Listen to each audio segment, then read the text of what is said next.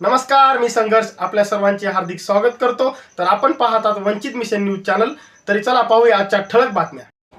प्रजासत्ताक दिनानिमित्त नाशिकमध्ये पालकमंत्री गिरीश महाजन डॉक्टर बाबासाहेब आंबेडकर यांचं नाव न घेता इतर महापुरुषाचे नाव घेतल्याने वन विभागाच्या महिला अधिकाऱ्याचा संतप्त आक्षेप हा केवळ दुर्लक्ष नव्हे तर संविधानाचे शिल्पकार यांचा अपमान आहे असे मत व्यक्त केले आहे।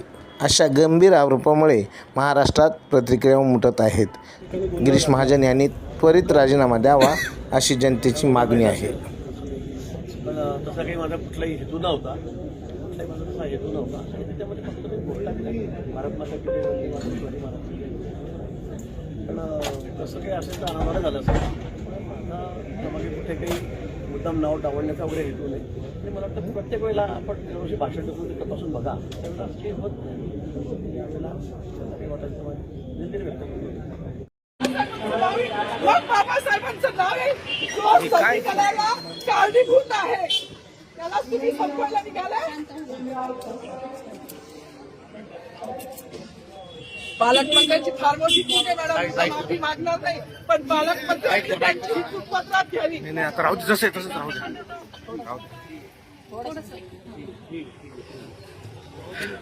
मला मीडियाशी घेणं नाही मॅडम, मला सस्पेंड केलं, मी मारूचे गाड्या उपसील, मी माती काम करीन, म्हणजे बाबासाहेबांची ओळख पुसून येणार नाही, मला सस्पेंड करायचं करू शकता मॅडम। बाबासाहेबाला संपवायचं काम करायचं नाही। 26 जानेवारी 15 ऑगस्ट मध्ये मी नाही मानत, पण लोकशाही मॅडम तुम्ही सुद्धा संविधानामुळे आहात, पालकमंत्री सुद्धा पालकमंत्री संविधानामुळे आहे। कोणताही जाती भेद नाही, सगळी समानता त्यांनी दिली आहे। आमच्या कानातुरात होते बाबासाहेबांचं नाव आता तरी भाषणात येईल, मग तरी भाषणात येईल। ज्या लोक संविधानाला लोकशाहीला कारणीभूत आहेत त्यांची नावं वारंवार घेतली गेली, मग जो संविधानाला कारणीभूत आहे तो प्रजासत्ताक दिनाचा जो मानकरी आहे त्याचं नाव भाषणात का नाही?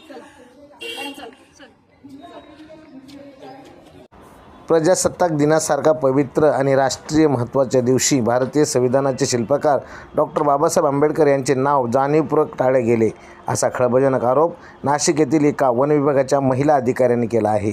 26 जानेवारी 2026 रोजी नाशिक येथे झालेल्या कार्यक्रमात पालकमंत्री गिरीश महाजन मनोवाद्यासोबत संगनमत असून त्यांची भाषण करताना इतर महापुरुषांचा उल्लेख केला, मात्र बाबासाहेब आंबेडकर यांचे नाव न घेतल्याने तीव्र संताप व्यक्त केला जात आहे।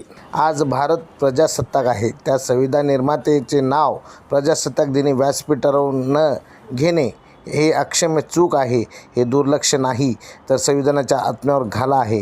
महिला अधिकाऱ्याने हा प्रकार अपमानास्पद आहे असा धक्कादायक वेदनादायक असल्याचे सांगत डॉक्टर बाबासाहेब आंबेडकर हे कोणत्या एका समाजाचे नव्हते तर संपूर्ण राष्ट्रीयचे नेते असल्याचे ठणकावून सांगितले आहे।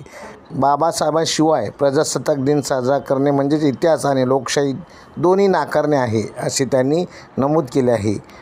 या आरोपानंतर नाशिक प्रशासकीय व सामाजिक वर्तुळात महाराष्ट्रातील अनेक सामाजिक संघटनेचा प्रचंड संतापाची लाट उसळली आहे।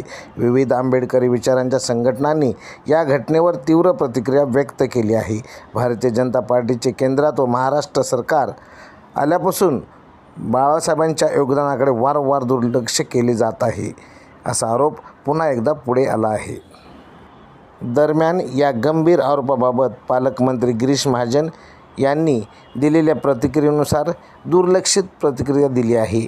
मात्र प्रजासत्ताक दिनाच्या व्यासपीठावर घडलेल्या कथित प्रकारामुळे राज्यभरात तीव्र चर्चा सुरू झाली असून महाराष्ट्राचे मुख्यमंत्री व गृहमंत्री व उपमुख्यमंत्री एकनाथ शिंदे महाराष्ट्र राज्य यावर दखल घेऊन गिरीश महाजन यांच्यावर कारवाई करणार का याकडे सर्वांचे लक्ष लागले आहे।